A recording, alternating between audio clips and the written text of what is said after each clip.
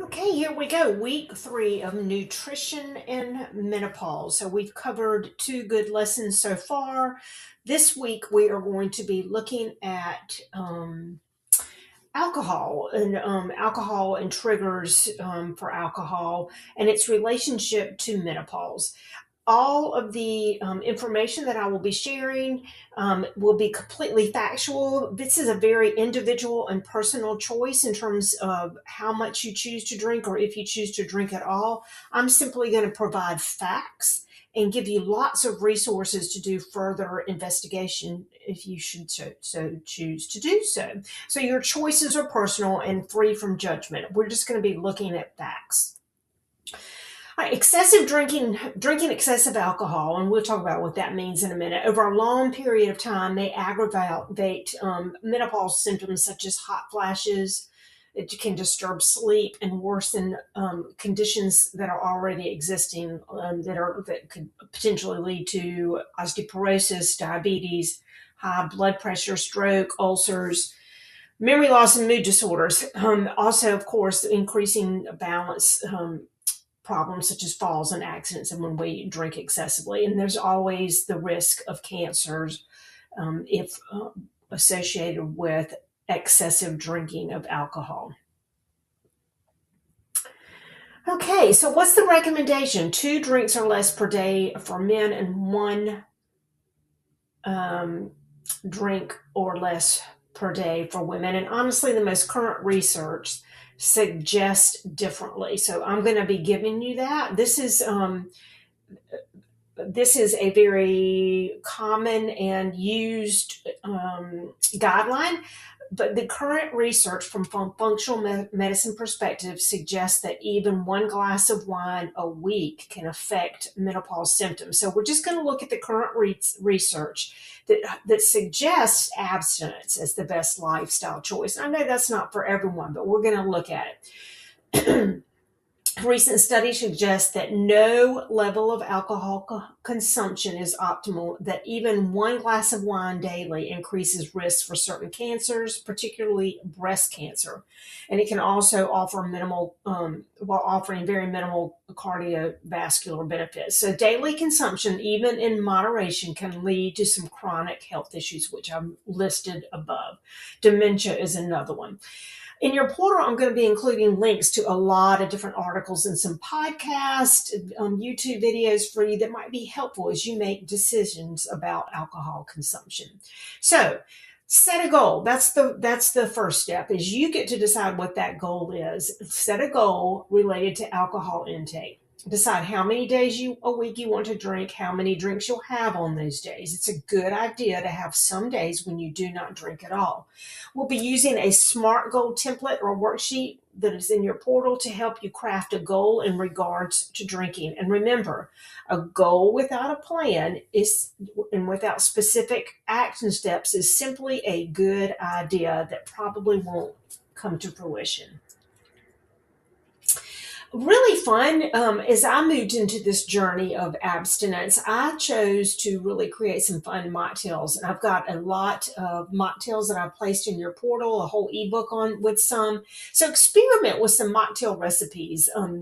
You can just do plain seltzer. There's some great things you can do when you go out, and a lot of places now have really interesting mocktails, or you can give them some ingredients and create your own. So using fresh herbs, some seltzer, club soda with a splash of cranberry juice and a rosemary sprig is a beautiful, put a little lime in it.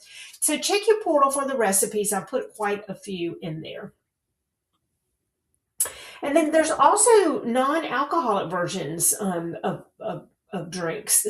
And some of them are pretty tasty. There's a really an increase in good products for like non-alcoholic wines and beers and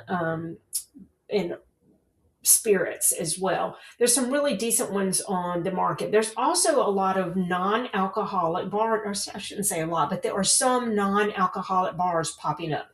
In the Raleigh area where I live, there is the Umbrella Dry Bars. It's a great place to go try a mocktail and take your laptop and just enjoy some social time there.